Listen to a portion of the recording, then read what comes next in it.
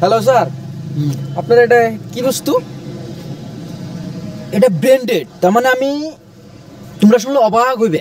তার মানে এটা আমি রোডে গেছিলাম, রোডের কোম্পানিতে আমার এটা গিফট দিছি, তোমরা শুনলে অবাক হইবে, কিন্তু এসব কইতে লাগে না, বুঝছো?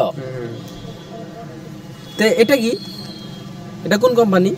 তোমরা শুধু খালি তোমরা এই যে এই ইন্টারভিউ নিয়ে নিয়ে তোমরা কিছু ভিডিও বানিয়ে বানিয়ে তোমরা তার মানে সোশ্যাল মিডিয়া ভাইরাল করো, তোমাকেও এসব কইতে লাগে না, তোমরা শুনলে অবাক হইবে।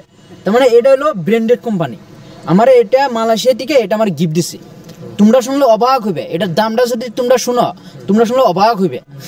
তাহলে স্যার আমার একটা কথা জানার ছিল, আপনার জুতাটা কোন থেকে আনছেন? কোনটা? এটা তোমরা শুনলে অবাক হইবে।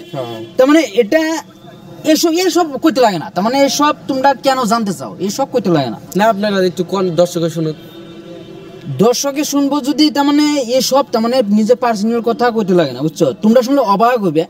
এটা আমার সিঙ্গাপুর থেকে, এটা আমার ব্র্যান্ডেড কোম্পানি, বুঝছো? গ্লামোর ব্র্যান্ডেড কোম্পানি, একটা আমারে গিফট দিছিল। আমি এটা দেখতাছি 150 টাকা দামের জুতো, এটা হলো branded company. Sir sir sir আপনার লংটা কোনখান থেকে আনছেন? এসব নিয়ে তোমরা কেন মরো? তার মানে তোমাকে এসব জানার কোনোই নাই, তোমাকে অন্য কোনো প্রশ্ন থাকলে সেটা বলো, তোমরা শুনলে অবাক হইবে, কারণ এইসব কথা কইতে লাগে না। তাও যেহেতু তোমরা চাইছো শুনতে, তোমরা শুনলে অবাক হইবে, বুঝছো? তো এটা এটা আমি কিনছিলাম, বুঝছো? এটার দাম তোমরা শুনলে অবাক হইবে। এটা তো 15 লাখ টাকা নিচ্ছিল স্যার, এটা দাম 15 লাখ টাকা।